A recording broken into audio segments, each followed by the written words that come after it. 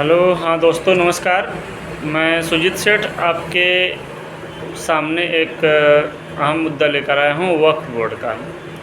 वक्फ़ board को जिस तरह सन 1995 में कांग्रेस सरकार ने मान्यता दी और पावर दिया, वो एक चिंता का विषय है और उस पर विचार विमर्श होना चाहिए। सबसे बड़ी बात ये हो जाती है कि हमारे ही देश में हिंदुओं को 3 समूहों में बांट दिया गया। पिछड़ी, अति पिछड़ी और सवर्ण में।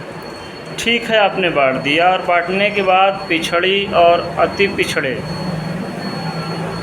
और उसमें भी सबसे शेड्यूल कास्ट जिसे कहते हैं उनको छूट दी। अच्छा किया आपने। चलिए, माना कि ये बहुत ज़रूरी था आपके नज़र में, मतलब कि ब्राह्मण और ठाकुरों का आपने लगभग सारे अधिकार हनन किए, इस डर से कि ब्राह्मण और क्षत्रिय बाकी हिंदू जातियों पर हावी हो रहे हैं और उन पर अत्याचार कर रहे हैं। इसलिए किया क्योंकि आपने पिछला रिकॉर्ड उसके विरुद्ध पेश किया। ठीक है, आपको ऐसा लगा, लेकिन वही मुस्लिम जिनका भारत के इतिहास में क्रूर, चाहे औरंगज़ेब हो, चाहे बाबर हो, यहाँ तक कि अकबर हो, कोई भी हो, बहुत क्रूर शासन रहा और बहुत क्रूर व्यवहार रहा, उसके बावजूद आज़ादी के नाम पर देश को बांटा गया धर्म के आधार पर और हमें बना दिया गया धर्मनिरपेक्ष देश भारत को हमारे। चलिए, ये भी ठीक किया आपने। उसके बावजूद आपने मुस्लिमों को यहाँ अल्पसंख्यक बनाते हुए, घोषित करते हुए एक वक्फ बोर्ड कमेटी की गठन करवा दी और उन्हें ऐसी पावर दे दी कि वो सारी ज़मीनों पर कब्जा कर सकते हैं। तो सवाल किस पर उठना चाहिए, जवाहरलाल नेहरू पर या भारत के बंटवारे पर ही या पूरी कांग्रेस पर? भाई, सत्ता का लोभ है तो बहुत कुछ कर सकते थे, लेकिन नहीं, यहाँ सत्ता का लोभ नहीं था आपके पास।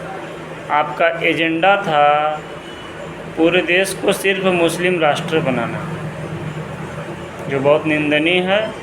और सभी भारतवासियों से मुझे आग्रह है कि अपने देश पर आपका क्या अधिकार है उसको जानें, समझें और उस पर विचार करें और अपने आसपास हो रही किसी भी घटनाओं पर पुनरावृत्ति करने से न होने दें। कोई भी पुनरावृत्ति किसी घटना पर न होने दें।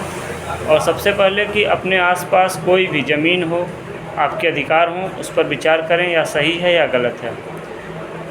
जो सन 47 के बाद जो कानून हम पर थोपे गए हैं वो सही हैं या गलत हैं, उसका कहाँ क्या उपयोग हो रहा है और किस तरह से दुरुपयोग हो रहा है, इस पर जांच खुद स्वयं करें और एकजुट एकमत होकर उसके खिलाफ याचिका दायर करें। और समय हो तो कोई भी शासन हो, कोर्ट हो, कानून हो, उसके विपक्षी बन भी सकते हैं, क्योंकि ये आपका अधिकार है। अगर आपके साथ गलत हो रहा है तो मुझे लगता है आज़ादी अभी आधी है, हिंदू राष्ट्र बाकी है। जय हिंद।